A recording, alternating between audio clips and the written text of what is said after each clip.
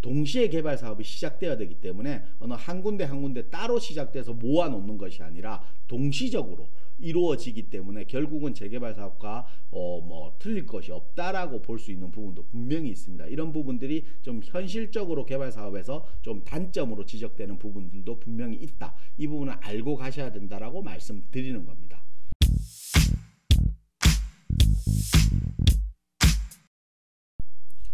안녕하십니까, 부전자전TV 김태준입니다. 요즘 날씨를 보면 좀 봄 날씨가 사라진 것 같습니다. 겨울, 여름 두 가지만 있는 것 같은데요. 우리 현재 부동산 시장도 보면 너무 빠르게 급변을 하다 보니까 중간이 없이 여름과 겨울을 왔다 갔다 하는 것 같습니다. 이렇게 빠르게 움직이는 부동산 시장을 우리가 이해하고 빨리 잡아내기 위해서는 부전자전TV를 시청하고 구독, 좋아요 하신다라고 하면 아마 이런 부동산 시장에 빠른 대처할 수 있는 방법을 찾지 않을까 싶습니다. 김태준의 눈, 부동산의 뉴스를 눈으로 심도 있게 쳐다보는 김태준의 눈 시작하도록 하겠습니다. 오늘의 뉴스는 우리 최근에 얘기들이 많이 나오는 모아타운입니다. 제가 모아타운에 대해서 좀 설명드리려고 모아타운 뉴스를 좀 가지고 왔습니다.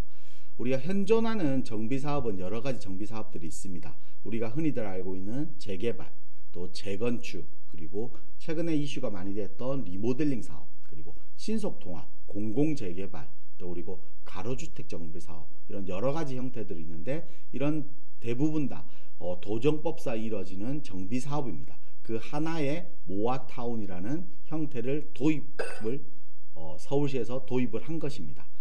우리 흔히들 뭐 재개발, 재건축이라고 하면 또 가로주택 정비사업이라는 소규모 정비사업이 있습니다. 그 중간 단계가 아마 모아타운 형식이 되지 않을까 싶습니다. 우리 가로주택 정비사업은 빈소법에 적용을 받습니다. 재건축, 재개발은 도정법에 적용을 받습니다. 모아타운은 그 중간 단계지만 소규모 정비사업인 빈소법에 적용을 받기 때문에 아마 도정법에 적용을 받는 것보다는 좀 더 규제가 완화되어 있다라고 보시면 됩니다. 그리고 좀 더 작은 개발 사업이다라고 생각하시면 될 것 같습니다. 그렇다라고 하면 우리 모아타운의 일정을 한번 본다라고 하면 모아타운 4월 중에 25군데 지정한다고 했습니다. 아마 빠르게 곧 발표가 될 것 같은데 3월 21일자로 대상지 공모는 끝났습니다. 이런 대상지 공모를 받은 다음에 지금 아마 위원회 구성에서 아마 선정을 위한 작업을 하고 있을 겁니다. 그렇다라고 하면 어떤 지역이 선정되느냐, 우리 첫 번째로 선정 지역을 보면 첫 번째 선정의 요건을 보면 가로주택 정비사업이나 소규모 정비사업을 진행을 하고 있느냐 여부를 따질 것이고, 두 번째는 우리 정비사업에서 중요한 부분이 주차라든지 또 공원부지라든지 이런 편의시설들, 이 편리성들이 부족한 곳을 선정할 것입니다. 그리고 세 번째로 노후도가 높은 지역이 아마 선정될 것입니다. 이런 세 가지 요건이 동시에 다 갖춰진다라고 하면 네 번째로 이 같은 지역의 가점들을 평가를 하겠죠. 이 가점 점수가 아마 가장 중요한 점수가 될 것인데요. 가점은 주민 참여도입니다. 우리 재개발 사업은 말 그대로 기간이 10년, 20년, 10년, 20년 걸리는 지역도 있다라고 하죠. 그만큼 오랜 기간이 걸립니다. 하지만 모아타운 같은 경우는 사업을 좀 간소화하면서 빠른 시간에 주택을 공급하기 위한 방법이라고 보시면 됩니다. 그렇다라고 하면 주민 참여도가 없다라고 하면 주변 중간 지점에서 좀 마찰이 생기다 보면 속도가 지연되겠죠. 그러다 보니까 주민 참여도가 가장 높은 지역이 선정될 가능성이 높습니다. 그렇기 때문에 주민 참여도에 따라서 이 지역의 모아타운이 선정되느냐 되지 못하느냐가 아마 판가름되지 않을까 싶습니다. 그래서 주민 참여도가 가장 중요한 부분이다 라고 보시면 됩니다. 그렇다라고 하면 우리 모아주택과 모아타운 두 가지 형태들이 있는데요. 이 두 가지 형태가 어떤 거냐 라고 보면 말 그대로 모아주택과 모아타운의 면적이 다른 것입니다. 1500평방미터와 10만 평방미터. 그래서 모아주택을 여러가지 형태, 모아주택을 모아서 타운 형식으로 짓는 것을 모아타운이라고 보시면 됩니다. 우리 이명박 이 서울시장 전 서울시장 시절에 우리 뉴타운이라는 것이 있었습니다. 뉴타운이 말 그대로 재개발 사업지를 여러 개 묶어서 뉴타운 형식으로 만드는 겁니다. 그렇다라고 하면 모아타운은 이런 모아주택 여러 개를 모아서 타운 형식으로 만드는 것이 모아타운이라고 보시면 됩니다. 그래서 이런 만큼 면적이 다르고 또 모아타운 같은 경우는 10만 평방미터이기 때문에 약 한 3만 평 정도 되는 겁니다. 그렇다라고 하면 일반 정비사업구역 재개발 사업지 하나의 재개발 사업지 정도라고 보시면 될 것 같습니다. 그렇다라고 하면 우리가 모아타운 같은 경우는 어떤 형식으로 짓느냐 이렇게 영상을 조금 보면서 보시면 쉽게 좀 볼 수 있을 것 같습니다. 모아타운 같은 경우는 이런 모아주택 하나하나를 이런 형태로 모아서 하나의 주거 형태를 높이면서 재정착률을 높이는 겁니다. 사실 서울시 같은 경우는 42% 정도가 저층 주거지로 이루어져 있습니다. 그 중에서 87% 정도가 노후도를 충족하지 못해서 재개발의 요건을 갖추지 못해서 재개발을 진행할 수 없는 지역들이 대부분입니다.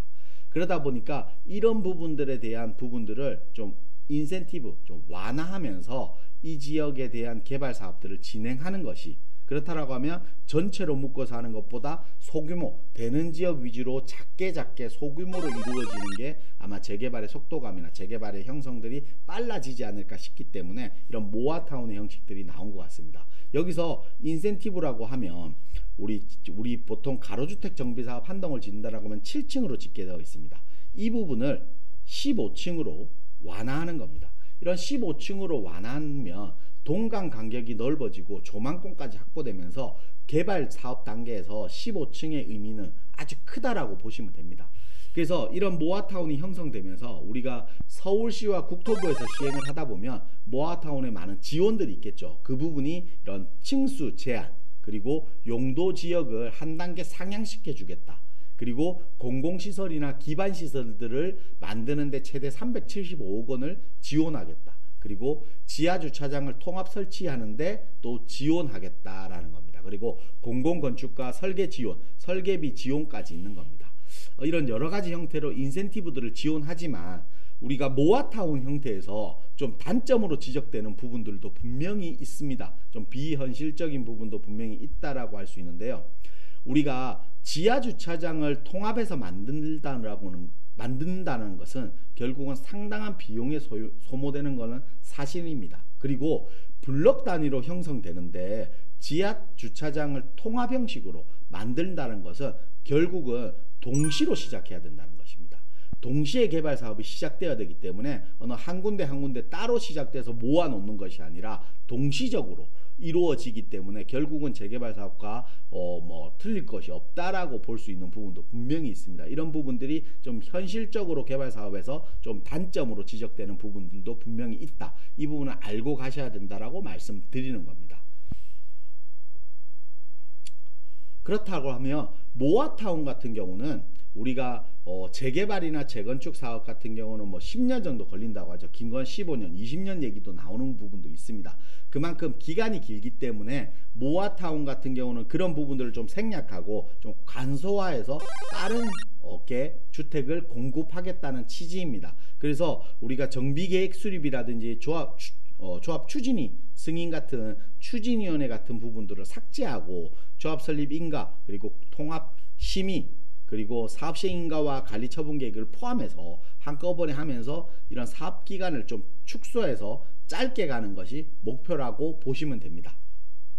우리 모아타운을 대표적인 지역이 서울시에서 발표한 강동구 번동이라 또 면목동 지역이 있을 겁니다. 이 지역들은 실질적으로 우리가 번동 지역을 한번 보면서 모아타운을 보면 쉽게 이해가 되지 않을까 싶습니다. 번동 지역에 1구역, 2구역, 3구역, 4구역, 5구역이 있는데요. 이 구역이 하나가 가로주택 정비사업, 소규모 정비사업이라고 보시면 됩니다. 이걸 통합해서 5개 구역을 하나로 묶은 게 말 그대로 모아타운이라고 보시면 됩니다. 이런 모아타운 같은 경우는 이렇게 하다 보니까 사업지간 지하주차장을 설치해서 좀 주차난을 해결하고요. 그리고 보행 가로를 중심으로 커뮤니티를 좀 활성화할 수 있고, 그리고 중간중간 녹지 공간까지 배열할 수 있으면서 이렇게 부족했던 자연성들을 회복시키면서 아파트, 재개발 아파트 단지 형태의 부분들을 만들겠다. 그리고 가로주택 정비 사업의 단점을 좀 보완하겠다라는 부분입니다. 서울시에서는 매년 20개씩 모아타운을 확장해서 2026년도까지 100개소 총 모아타운을 선정해서 약 3만 호에 공급하겠다는 계획입니다. 우리 신속통합 재개발을 보면 최근에 권리산정이라는 부분들이 많이 있습니다. 우리 재개발에서 가장 중요한 부분은 결국은 권리산정일입니다. 권리산정일이라는 것은 내가 권리산정일 이후에 집을 매수했을 때는 입주권이 나오지 아파트 분양권을 받을 수 없다는 것입니다. 현금 청산 대상이라는 거죠. 그렇다고 하면 권리산정일 전에 주택을 구입해야 된다는 건데, 신속통합 재개발 같은 경우는 권리산정일이 이미 지정되어 있습니다. 그렇다고 하면 지금 우리가 신속통합 재개발 지역을 접근하기가 쉽지 않겠죠. 하지만 모아타운 같은 경우는 모아타운 설립일부터, 그러니까 모아타운 선정일부터가 권리산정일인 겁니다. 그렇다고 하면 4월 달에 지정되는 지역은 아마 4월 지정되는 날로부터 권리산정일이 산정되겠죠. 앞으로 100개소를 추가로 만들겠다고 했습니다. 그러면 나머지 지역들은 선정되는 날로부터가 권리산정일이 되기 때문에 내년, 내후년, 그 후년까지도 충분히 내가 접근할 수 있는 지역이라고 보시면 됩니다. 특히 재개발, 재건축 사업 같은 경우는 우리가 목돈, 돈이 좀 많이 들어가야 되는 지역들이 많이 있습니다. 하지만 모아타운 같은 경우는 소액으로도, 적은 돈으로도 충분히 내 집 마련할 수 있는 또 하나의 방안입니다.